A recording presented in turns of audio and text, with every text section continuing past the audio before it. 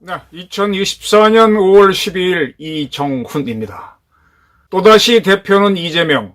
네, 이재명 민주당 대표가 다가오는 민주당 전당대회에서 다시 대표가 될 가능성이 높아지고 있습니다.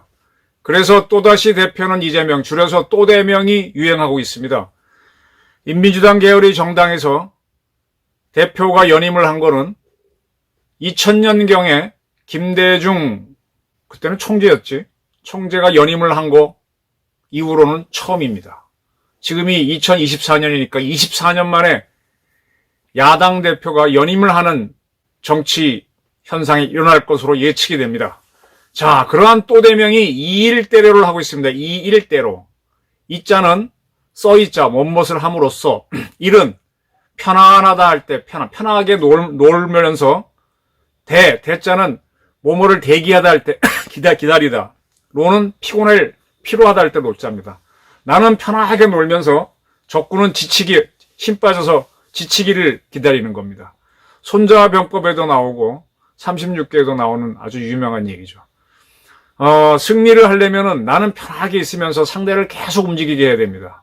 지금 이재명 민주당 대표는 도하 언론 보도가 휴식감 신병치료로 서울대 분당병원에 입원했다고 보도를 합니다. 휴식. 네. 지금 이 중차대한 시기에 그는 슬슬 놀고 있습니다. 무력을 떼어낸다는 걸 핑계로 일주일간 휴식을 즐기고 있습니다. 그야말로 느긋하게 이 일을 하죠. 그러면서 윤석열 정부는 지금 계속 전전긍긍입니다. 피로합니다. 지칠 때를 기다리고 있습니다. 근데 이재명은 그냥 노는 게 아닙니다. 윤석열 대통령하고 각을 세웠던 추미애 전 법무부 장관을 차기 국회의장으로 임명해서 윤석열 공격 선봉장으로 삼을 의지를 내비치고 있습니다. 자신은 슬슬 놀면서 적개심을 가진 사람들을 전면에 내세워서 윤석열 대통령을 피로하게 하는 겁니다. 이러한 윤석열 공격에는 조국 혁신당 대표도 앞장을 서려고 합니다.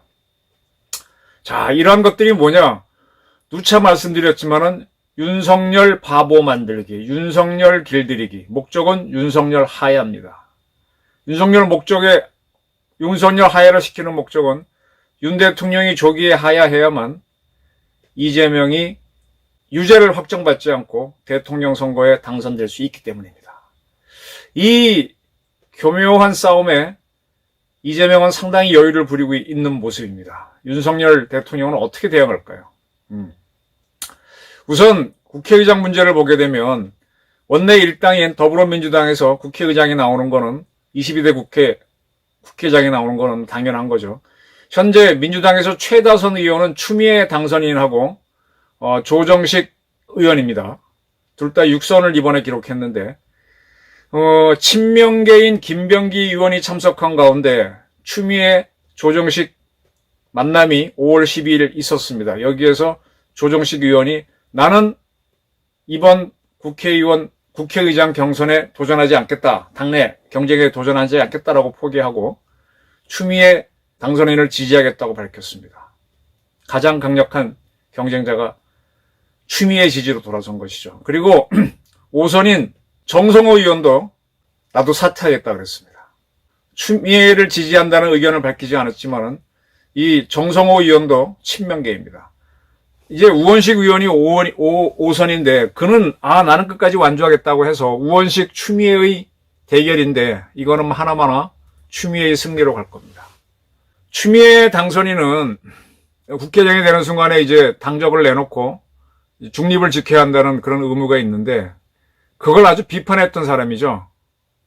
민주당 출신 국회의장이 다 된 밥에 코를 빠뜨리는 우를 범한 전례가 있다라고 하면서 김진표 현재 국회의장 민주당 출신을 비판한 적이 있습니다. 그리고 국회의장은 중립이 아니다라고 주장했었습니다. 그러한 사람을 민주당 이재명은 국회의장으로 만들려고 합니다. 즉 윤석열 때리기에 앞장서게 만들겠다 이런 것이죠.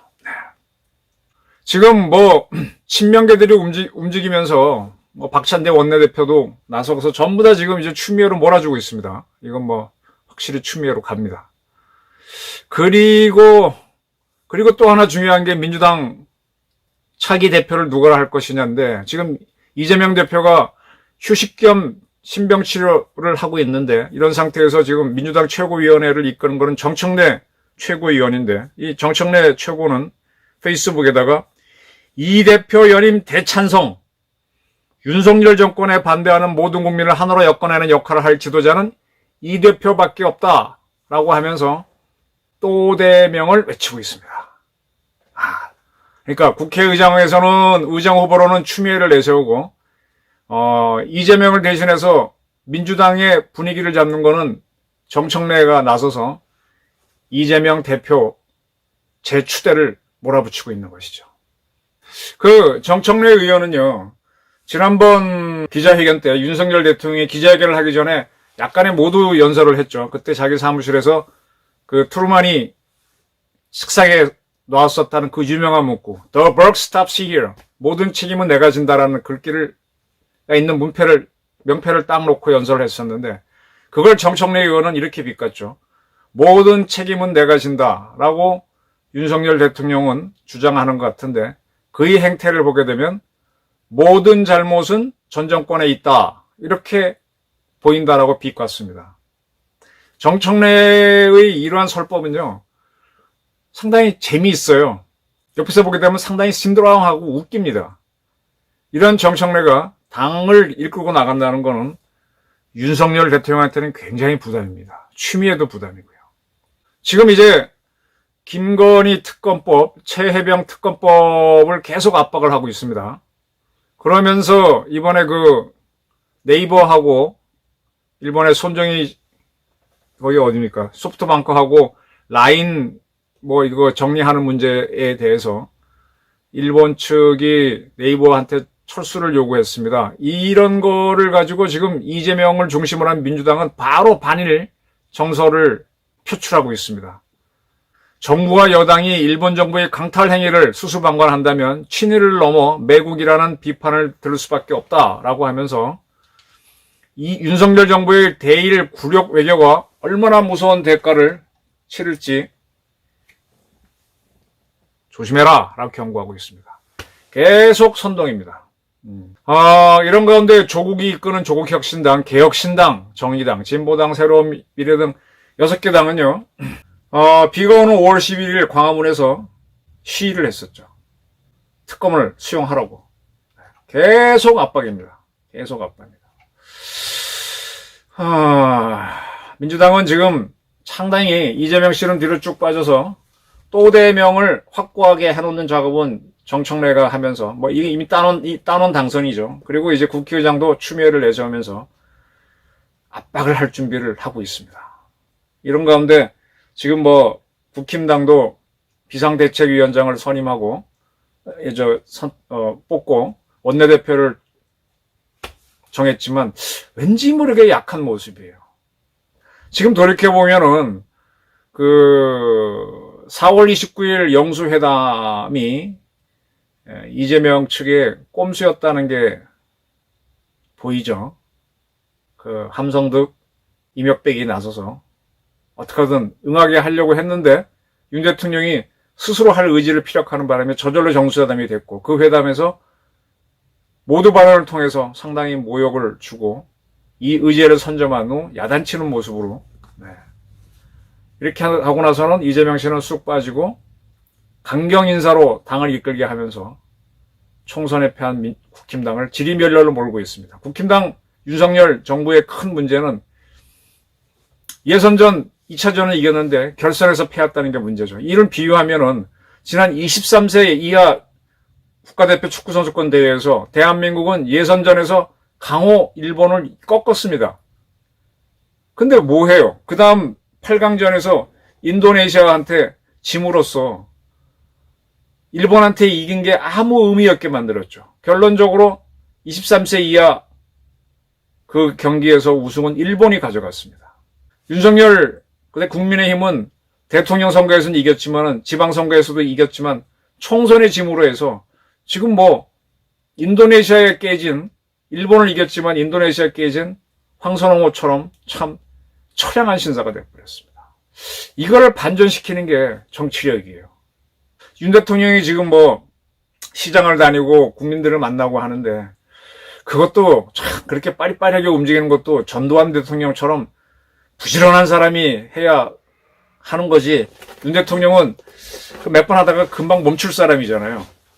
지난번 엑스포 실패할 때도 본인은 된다고 열심히 다녔다가 실패하고 나니까 부산에 가서 어묵 재벌들 끌고 어묵 먹는 거 한번 쓱 하고 쓱 넘어가는 그런 건 잘 하는데, 야, 이 뭔가 이렇게 뭔가 분위기를 잡으려면 쫙 상당한 노력이 들어가는. 전두환 대통령은 계속 새벽같이 전방과 일선 행정부서를 순시하면서 분위기를 띄웠는데 그런 능력은 딸리지 않습니까? 또 박정희 대통령은 용인수리 탕월해서 이리저리 견제를 시키고 취업시키면서 했는데 윤석열 정부가 상당히 위기입니다. 제가 그래서 이스라엘의 네타냐후가 어떻게 위기를 돌파하고 이스라엘의 국위를 극대화하는지도 설명을 드렸는데 이제 그런 것들을 찾아내야 될 겁니다. 이걸 못하면은 이재명이 펼치는 2일대로에 완전히 걸려들 것 같아요. 지금 점점 더 개딸을 중심으로 한 강성 지지자들을 결집시켜서 윤석열 대통령 조기 하야 그리고 개헌을 위한 노력을 할 겁니다. 여기에 말려들어서 하야하는 것도 바보고 끝까지 임기를 채운다고 하더라도 아무 힘이 없으면 그것도 바보입니다. 이리 가도 바보 저리 가도 바보라면 무엇을 해야 될까요? 결국은 용기입니다. 이 방법은 이것도 방법이고 저것도 방법이에요. 근데 용기를 내서 강력하게 밀어붙이면 그 방법이 성공을 하고 대충 밀면은 실패를 하죠. 용기입니다. 절박함입니다.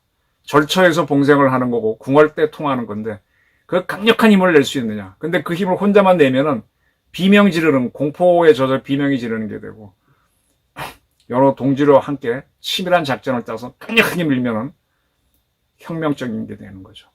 윤석열 정부는 혁명적 역할을 해야 되는 정부인데 설렁설렁 하다가 이번 총선에서 크게 참패를 했습니다. 이걸 극복하려면 상당한 결의가 필요하고 용기가 필요한데 그런 모습을 윤석열 대통령부터 갖춰주시기를 앙망하는 바입니다.